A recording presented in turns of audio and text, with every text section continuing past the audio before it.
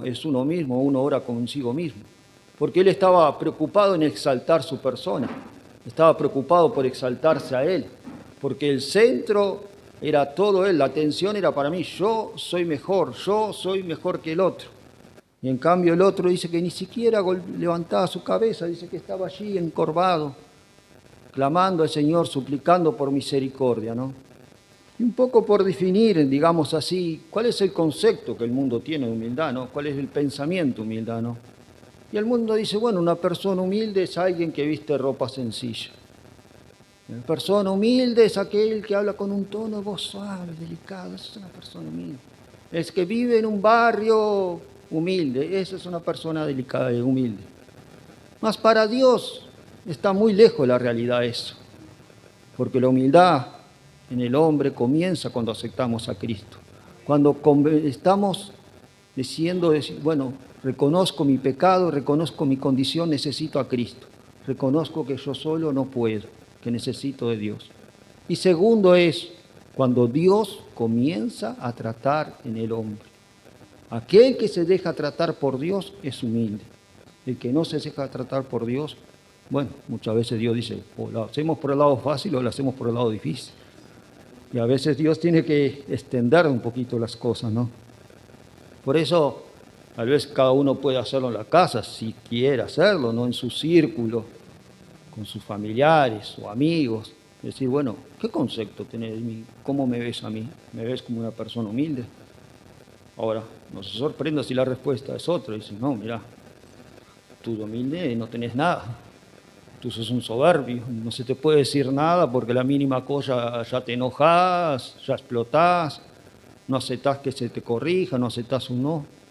Entonces, bueno, a veces por ahí, si no te sentís seguro, mejor no lo hagas. No vaya a ser que, bueno, que por algo tengamos problemas, ¿no? Entonces, hermano. Pero hablando de la humildad, ¿no? Primero que es un fruto del Espíritu Santo, ¿no? Es el fruto del Espíritu Santo que produce la humildad en uno. Pero como les hablaba, hermano, es un proceso de Dios. Y vemos, por ejemplo, la vida de Moisés, ¿no? Moisés era un hombre de Dios, ¿no? Y la vida de Moisés podemos decir que se divide en 3 bloques. Primero, Moisés en Egipto, Moisés en el desierto, y luego nuevamente en el desierto, pero ya pastoreando las ovejitas de Dios, digamos, el pueblo de Dios, obviamente, ¿no? Y vemos allí a este Moisés que en sus primeros 40 años de vida, tal vez él se sentía capaz, decía, bueno, yo soy el hombre que va a libertar este pueblo, yo soy este hombre que va a sacar a este hombre, a este pueblo de esta cautividad. Y pensó que en sus fuerzas lo podía hacer, en sus capacidades, él podía hacer eso, decir, bueno, yo voy a sacar a este pueblo. Pero allí tomó una decisión apresurada, precipitada, dice que habían 2 hombres discutiendo, y entonces él, viendo que el egipcio estaba atacando a uno del pueblo de Israel, fue y mató. Y dice que tapó en la arena. Él pensando así, bueno, esto nadie lo va a descubrir, ¿no? Qué curioso, ¿no? Porque la Biblia dice que no hay nada oculto que no salga a la luz, ¿no? Todas las cosas salen a oculto, ¿no? Dice el libro de Romanos que dice que debemos andar de día, honestamente. Y mucho menos, hermanos, tener, digamos, pecados que podemos tener ocultos, decir, no, este pecado nadie lo ve, este pecado nadie lo sabe, lo tengo bien tapado. Yo el otro día escuchaba y veía, por ejemplo, una adiestradora de animales, esos animales, por ejemplo, así como una orca, dice que adiestraba a esta mujer y hacía los espectáculos ahí. Pero un buen día en el pleno show dice que aquel animal se terminó devorando a esta adiestradora, ¿no? Porque adiestró el animal, pero no es instinto. Se la terminó devorando, ¿no? Así también es el pecado. A veces nosotros decimos, lo tengo dominado, lo tengo controlado, esto ya lo manejo hace años, pero de repente lo que no dominamos nos termina dominando. Entonces, si no le entregamos a Dios todas nuestras cosas, si no le confesamos aquellos pecados, si no le decimos, Señor, con esto yo no estoy pudiendo, a veces corremos riesgo de terminar siendo recibiendo una consecuencia muy seria, ¿no? No es que Dios sea malo, sino que a veces son consecuencias de nuestros propios pecados, hermano. Y dice que ahí huyó al desierto Moisés, ¿no? Huyó al desierto allí. y estuvo otros 40 años, ¿no? A veces nosotros pasamos por un desierto, son unos años, ya decimos, Señor, ya está, Señor, ya es suficiente, está menos, Señor. Pero acá vemos 40 años Dios tratando con la vida de Moisés, tratando con su carácter. Ya él ya no vestía su ropa de príncipe, ya no era aquel hombre encumbrado que era, ya no se movía en un ambiente así en medio del palacio. Ahora ya estaba vistiendo, digamos, ropa sencilla. Era un simple pastor con unas varas, pastoreando ni siquiera unas ovejas que ni siquiera eran de él, porque eran de su suegro. Así él llega a aquel lugar y se encuentra con una zarza y le llama la atención porque la zarza vio que no se consumía y le llama la atención. Dice, ¿qué es esto? ¿Por qué no se consume un pequeño arbusto por el fuego? Y ahí Dios lo llama y le dice, ahora te voy a encomendar una misión. Vas a sacar a mi pueblo ahí de la esclavitud. Ahora ya Moisés ya no era el mismo. Ya Moisés dice, yo soy un hombre tartamudo, dice. Comenzó a ponerle las excusas a Dios, diciendo, no, Dios, ahora no, yo no sirvo. Ahora no es el momento, Señor, no estoy capacitado. Pero Dios, en pocas palabras o en menos palabras, Dios le dice, ahora, cuando tú ves tu incapacidad, ahora cuando tú decís, bueno, yo no sirvo, ahora cuando tú tenés que decir, bueno, yo voy a depender de Dios, es ahora cuando yo te puedo usar. Antes yo no podía usarte, antes querías hacerlo todo en tu manera, a tu fuerza, a tu inteligencia, a tu sabiduría, el yo puedo, yo lo hago, deja conmigo que yo topo esta situación y la arreglo. Pero ahora cuando tú ves que no lo puedes hacer, Dios dice, ahora yo puedo comenzar a usarte, ahora es cuando yo puedo comenzar a hacer la obra a través de tu vida. Porque a veces nosotros queremos adelantar los tiempos de Dios, hermano. Y a veces cuando queremos adelantar los tiempos de Dios, hermano, terminamos haciendo un completo desastre, hermano. Para nosotros y tal vez para la congregación, hermano. Porque no hemos sido procesados por Dios. No ha sido tratado nuestro carácter todavía. Y Dios lo que quiere muchas veces es tratar con nosotros, tornarnos humildes, ¿no, hermano? Y vemos algunos puntos, por ejemplo, que me llama la atención, por ejemplo, cuando ya salió del desierto Moisés, sacó a la tierra, al desierto, allí se abrió el mar rojo, salió, y dice que estaba allí sentado Moisés y el pueblo tenía que estar parado para escuchar cuáles eran las enseñanzas de Moisés, lo que Dios comunicaba al pueblo. Y dice que cuando llegó Jetro, su suegro, le dice, ¿qué estás haciendo? Estás cansando al pueblo, te estás cansando a ti, estás cansando al pueblo. Así que le dio un consejo, dice, mirá, nombra personas, enseñales las leyes, los mandamientos del Señor y así se te va a hacer más ligera la carga. Y vimos que Moisés no le dijo, oh, Señor, estás hablando con Moisés, yo abrí el mar rojo, Dios hizo señales tremendas por mis manos, dice, sino que con toda humildad aceptó el consejo de aquel hombre, ¿no? Y vemos nosotros también a veces personas que dicen, bueno, Dios me usó en tal situación, Dios obró un milagro y ya creemos que ya, a mí ya nadie me puede corregir, a mí ya nadie me puede decir nada, yo no acepto consejo. Sino que vemos en la vida de Moisés que aún Dios haciendo tremendos milagros aceptó el consejo de aquel hombre. ¿Cuánto más nosotros tenemos que a veces aceptar el consejo? Si tal vez estamos equivocados y vemos que nos va a ayudar, que no va a ser de bendición ese consejo, ¿no? Dice también que cuando Moisés dice que bajó del monte Sinaí, dice que la gloria cubría a él. ¿Y qué hizo Moisés? Dice que cubrió su rostro, para que la gloria de Israel no se viera, la gloria de Dios no se viera en su rostro. Porque él quería que el pueblo mirara a Dios y no lo mirara a él. Y hoy en día, ¿cuánto vemos en las redes sociales, tristemente, personas que un poquito de Dios y ya están ostentando y ya están mostrando y yo soy el gran apóstol y yo soy aquel gran hombre y apenas un poquito y ya se creen que son unos superhombres, una supermujer. Cuando el carácter de un hombre humilde, un carácter de un hombre que ha sido tratado por Dios, él quiere pasar desapercibido. Él quiere decir, no, yo no quiero que a mí me vean, que lo vean a Dios. Yo soy simplemente vaso de barro. El que hace la obra es Él. Acá no hay nada que jactarse, acá no hay nada que decir me voy a volver orgulloso. La palabra de Dios dice, si en algo ha de gloriarse, que se gloríe en el Señor. Y ese es el motivo de nuestro orgullo. El motivo de estar orgulloso es que seamos hijos de Dios, Es el mayor diploma que puede tener una persona en este mundo, es decir, soy hijo de Dios, he sido llamado por Dios, y ese es nuestro mayor título, digamos, ¿no, hermano? Pero yo me analizando también, hay otro personaje en la Biblia, ¿no? Muy diferente a este Moisés, ¿no? Que comenzó, ascendió rápido, y estoy hablando del primer rey de Israel, Saúl, ascendió muy rápido al trono. Llegó de un momento a otro al trono de Israel. Andaba pastoreando, andaba ahí con una simple asna, y de repente se encuentra que va a ser el próximo rey de Israel. Tremenda cosa se encontró en su vida, le cambió un cambio radical para él todo aquello. Pero también vemos que este hombre no se dejó tratar por Dios. Si usted mira en 1 Samuel capítulo 3 en adelante, digamos que comenzó el descalabro en la vida de Saúl. Hubo una orden del profeta que le dije, bueno, aguarda acá, espera que se te va a decir lo que tienes que hacer. Este hombre esperó, comenzó a mirar la hora, comenzó a ver los días. No llega el profeta, ¿qué hago? Bueno, y veía que el pueblo se le disertaba, que ya estaban prontos para la guerra, pero el que daba la bendición para el pueblo de Israel para ir a la guerra era Dios, era el profeta que tenía que hacer eso. Y él comenzó a ver que no llegaba Samuel, entonces ¿qué hago? Lo ofrezco yo sé cómo se hace, y ofreció. Pero no era lo que a él le correspondía hacer, no era el lugar de él. Él pensó, dice, bueno, yo soy el rey de Israel, fui ungido por Dios, entonces yo puedo hacer esto también.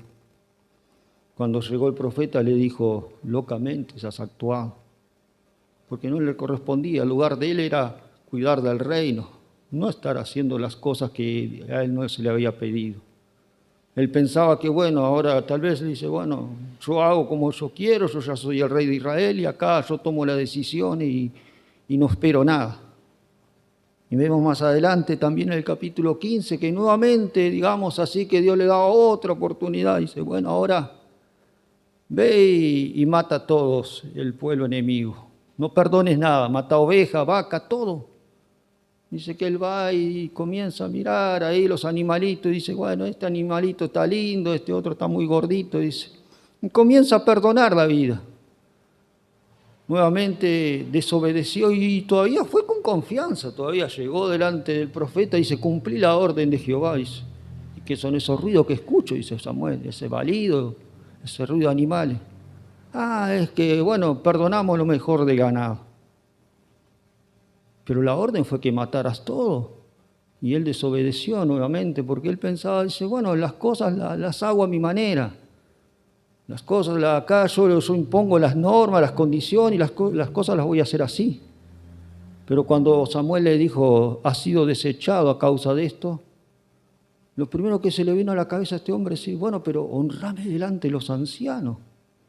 O sea, en vez de decir, pedir a Dios que en su presencia no me abandone, como David que cayó de rodillas diciendo, no quites de mí tu Santo Espíritu, él estaba preocupado, honrame delante de la gente. Estaba preocupado por la opinión de los demás, estaba preocupado cómo me ven los demás. Pero y si Dios está, si Dios no está, da lo mismo. Y vemos qué condiciones termina este hombre. Luego, más adelante vemos que le entró como quien dice unos celos enfermizos. Y tenemos que tener cuidado también con esto, con los temas, los celos, hermano. Entre unos celos enfermizos a una persona que se jugó la vida por él. Se jugó la vida por él porque cuando el pueblo estaba temblando de miedo, todos acobardados, salió David al campo de batalla, mató a Goliat. Y él de decir, bueno, este es mi aliado, este es mi amigo, ahora lo voy a tener aquí a mi lado. Lo perseguía a muerte. Y en vez de ocuparse del reino, lo que Dios le había dado, comenzó a perseguir a David sin motivo. Y hermano, los celos también es algo que el cristiano debe cuidar.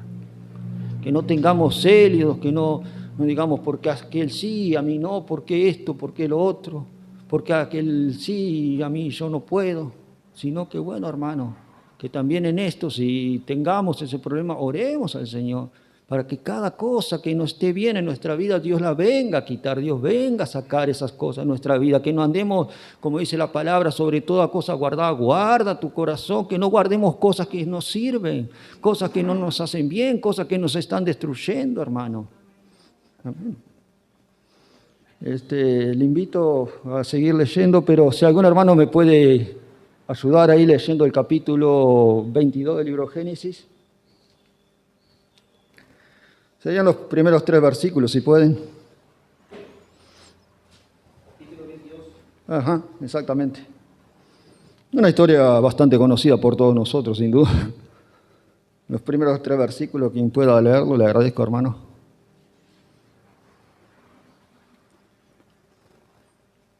Aconteció después de estas cosas que probó Dios a Abraham y le dijo: Abraham, y él le respondió: heme aquí. Y dijo: toma ahora tu hijo, tu único Isaac, a quien amas, y vete a tierra de Moriah, y ofrécelo allí en holocausto sobre uno de los montes que yo te diré. Y Abraham se levantó muy de mañana y enalbardó su asno y tomó consigo 2 siervos suyos, a Isaac su hijo, y cortó leña. Amén. Por ahí, hermana, muchas gracias. Muchas gracias, hermana. Vemos allí que la humildad y la fe, digamos que caminan juntos también, hermano, porque también es un fruto del Espíritu, también la fe, la humildad. Pero a veces nosotros tenemos un concepto, y lo cual no digo que está mal, a veces tenemos ese pensamiento: la fe para la victoria, la fe para conseguir el milagro, la fe para conseguir la victoria, la fe para la bendición. Y está bien, hermano, no digo que no, yo no discuto, estoy de acuerdo. Pero a veces también en la fe, hermano, tenemos que tener, cuando Dios dice, es momento de abrir mano. Cuando Dios dice, tal cosa, tenés que entregármela, tal cosa, dámela. Y nosotros humanamente lo primero que decimos: no, eso no es la voz de Dios, es la voz del diablo. Porque pensamos que todo lo que viene a quitar y a sacar y a dividir es del diablo. Pero no, Dios de quitar no, Dios es solo para sumar. Pero Dios no. Dios muchas veces dice: bueno, es tiempo que me entregues tal cosa, es tiempo de que me entregues aquello que te estoy pidiendo, y que tú tal vez ya vienes hace un tiempo ya peleando con Él y que sí, que no. Y Dios tal vez hoy te está diciendo: no, entregame porque te lo estoy pidiendo. Aquel hombre fueron 25 largos años esperando por una promesa. Llegó el tiempo de la promesa, felices, contentos. Ahora sí tenemos nuestro hijo. Pasa un tiempo y Dios dice: dámelo. Y Abraham no comenzó a pelear con Dios. No comenzó a cuestionar, decir: no, Señor, ¿cómo te voy a dar? Resulta que vos me lo diste, ahora resulta que me lo pedís. ¿Cómo es esto? Dice que actuó de forma inmediata. Al día siguiente se levantó temprano a dar aquello. Y vemos la humildad de este hombre. Cómo él hizo aquello para Dios. Y en el libro de Job es muy claro la palabra de Dios, porque en el libro de Job dice, en su momento cuando, digamos, le caen todas aquellas noticias malas, Job dice: Dios quitó, bendito sea el nombre de Jehová. Él no dice: Dios quitó, Dios dio y el diablo quitó. Dios me dio, Dios me quitó. Porque él entendía que todo provenía de Dios, que nada era de él, que aquella riqueza que él tenía, que todo lo que él tenía, era todo de parte de Dios. Fue Dios que se lo dio. Entonces, si tú me lo diste, Dios, tú me lo quitaste. Amén, hermano. Pero con contraste a eso, por ejemplo, buscando tal vez un hombre rico en la Biblia, me acordaba del joven rico en el Nuevo Testamento, ¿no? Se para delante del Maestro, tiene la gran oportunidad de estar delante de Jesús y le pregunta a Jesús: ¿qué tengo que hacer para ser salvo? Y dice: bueno, ¿ya cumpliste con todos los mandamientos? Sí, eso lo he guardado de mi juventud, todo esto lo he cumplido. Y dice: bueno, ok, muy bien, entonces ahora vende todo lo que tú tienes y sígueme. Cuando le dijo aquello, acá se terminó, Señor. Media vuelta y se fue. De eso de repartir mi plata, de eso de estar vendiendo, dando lo mío para los pobres, nada. Y es que él estaba tan aferrado al dinero que no lo permitía. Era su Dios en ese momento, era el dinero. Y yo no soy quien para juzgar ni condenar, pero no sabemos si el alma de esta persona se salvó porque tuvo la gran oportunidad de estar cara a cara con Jesús. Pero el dinero, lo que él pensó que era su gran tesoro en su vida, terminó siendo el gran tropiezo de su vida, porque perdió el mayor tesoro de ser salvo, de tener una vida con Cristo, de tal vez volverse un discípulo de Jesús. Amén, hermano. Vemos también otro pasaje en las Escrituras, ¿no?, que nos habla de la historia de Lázaro, ¿no? Allí se le avisa al maestro, se le dice, tu hijo Lázaro ha muerto, tu amigo. Allí llegó la noticia a Jesús. Jesús quedó, no se movió del lugar. Pasaron 2 días más y allí Jesús salió al encuentro, ¿no? Pero resulta que una de ellas, la hermana Marta, se para delante de Jesús y le dice, si tú hubieras estado aquí, mi hermano no hubiera muerto. Como diciendo en pocas palabras, por tu culpa se murió mi hermano. Poco rato después, la hermana de ella, María, pero ella llega y se postra delante de Jesús y dice, Señor, si tú hubieras estado aquí, mi hermano no hubiera muerto. Y usted dirá, son las mismas palabras, le dijo exactamente lo mismo. ¿Y cuál es la diferencia? Es la actitud, hermano. Esa mujer llegó y se postró delante del maestro. Ella dijo, no, yo sé quién soy, yo me postro delante de él. Tal vez me queje, tal vez le reclame, pero de rodillas, reconociendo mi condición, reconociendo quién soy yo y quién es él. Y la pregunta es, hermano, ¿y tú cómo reaccionas ante la situación? ¿Cómo tú reaccionas ante la prueba? Porque la prueba nos deja el descubierto a nosotros. La prueba no es para que Dios saque conclusiones, decir, bueno, es para conocer mejor a la pastora, es para conocerlo mejor al pastor. Dios no precisa sacar conclusiones de nada, porque Dios lo sabe todo, conoce todo en nosotros. La prueba muchas veces para nosotros conocernos a nosotros mismos, hermano. ¿Cuántas veces yo mismo me pasa, hermano? Yo digo, ay, yo no iba a hacer tal cosa, yo no sería capaz de hacer tal cosa, y lo hice. Porque la prueba nos muestra que a veces nosotros pensamos que somos muy buenos, que somos muy lindos, que somos muy santos. Y cuando vemos, hermano, terminamos metiendo, digamos, mal la pata, equivocando, ¿no? Errando, hermano. Por eso la prueba ahí nos deja todo al descubierto a cada uno de nosotros, nos muestra realmente de qué estamos hechos, cuál es el carácter. Y la prueba pasa 2 cosas, o saca lo peor de uno, o saca lo mejor de uno. O a veces las 2 cosas, hermano. Al principio saca lo peor de uno. Comienza a sacar todo aquello, lo feo de uno. Y después, hermano, comienza a sacar tal vez lo mejor de uno. ¿Por qué? Porque ahí en ese proceso Dios fue trabajando. Y aquella persona que era tan difícil, aquella persona que era tan complicada, comienza a tornarse mejor y su carácter se vuelve mejor por la presencia de Dios que dejó trabajar en su vida, no por otra cosa, hermano. Amén. Y leemos ahora el libro de Mateo, hermanos, capítulo 20, Mateo 15.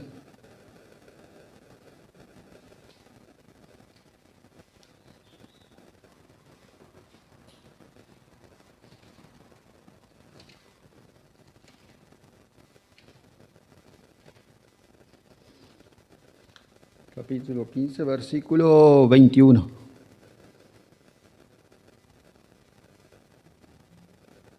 Dice lo siguiente la palabra de Dios. Saliendo Jesús de allí, se fue a la región de Tiro y de Sidón. He aquí una mujer cananea que había salido a aquella región, clamaba diciéndole, Señor, hijo de David, ten misericordia de mí, mi hija gravemente atormentada por un demonio. Pero Jesús no le respondió palabra. Entonces acercándose, sus discípulos le rogaron, diciendo, despídela, pues da voces tras nosotros.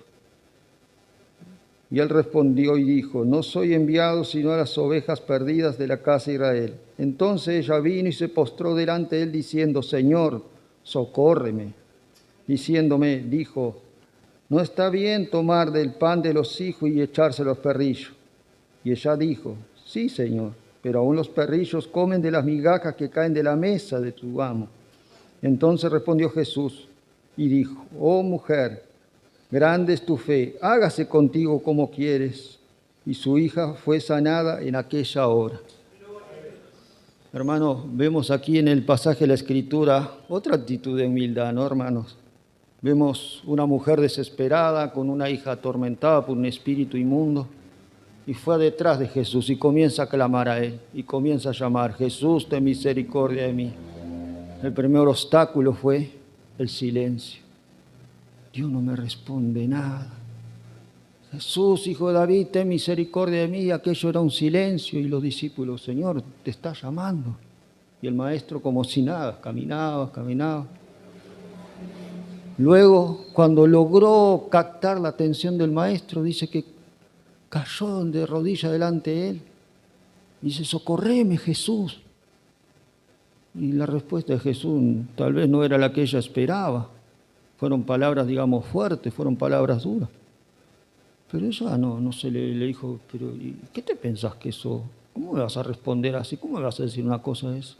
Sino que esa mujer permaneció humilde delante de Dios, postrada delante del Señor, humillada delante de Él, diciendo: sí, Señor, pero aún los perros comen de la migaja que caen de la mesa de los hijos. Y la pregunta es nuevamente, hermano, ¿cómo tú reaccionas ante el silencio de Dios? Cuando tal vez, como a mí me pasa, años y años, y estás orando y hay silencio y Dios no habla.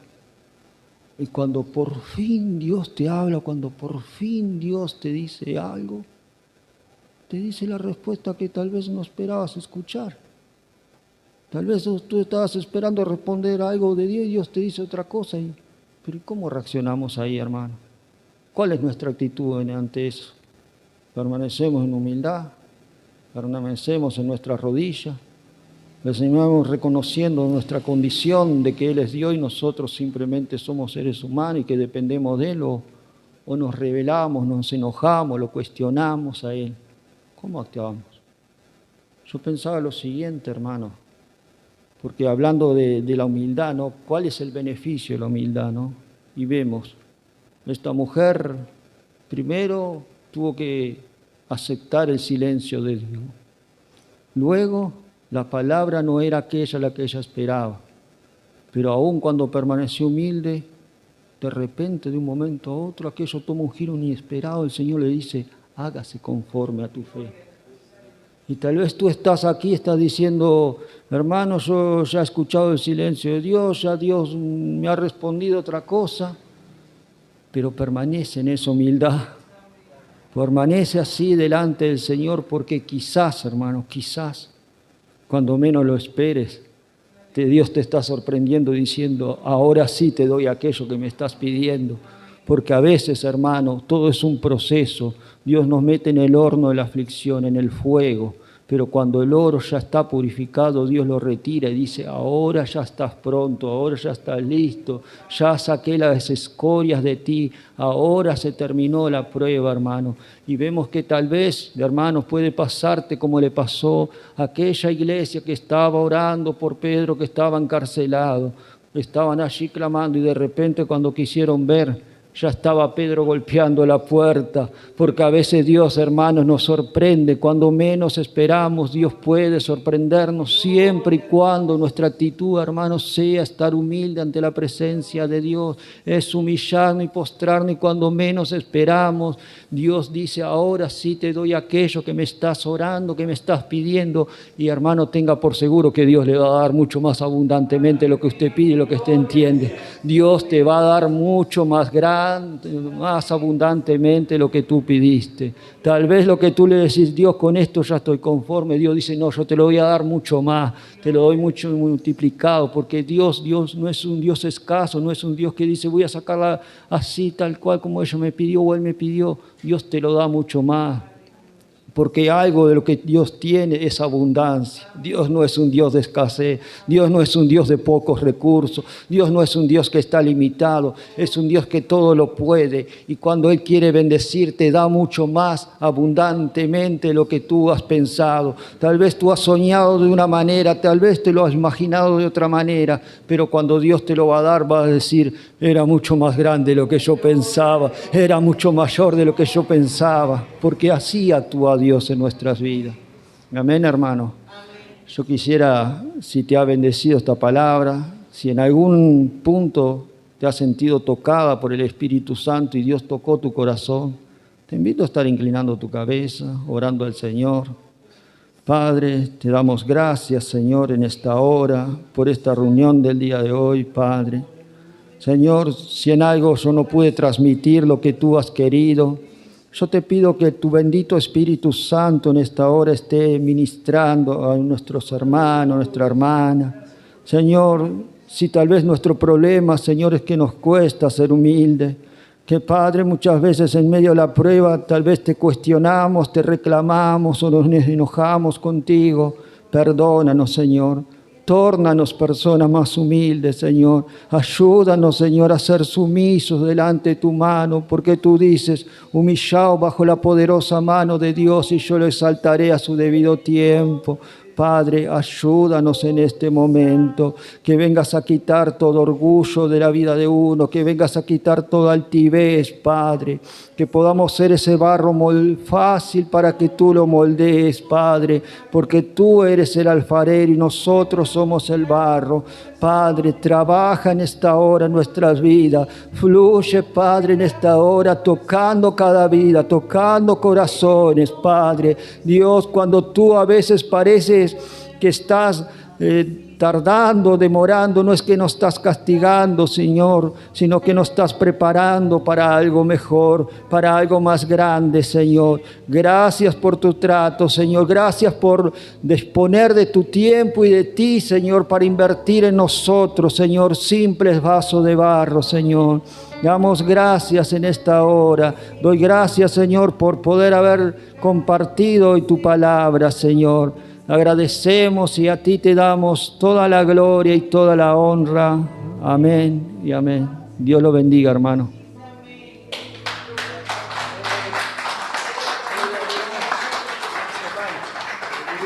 Gloria a Dios.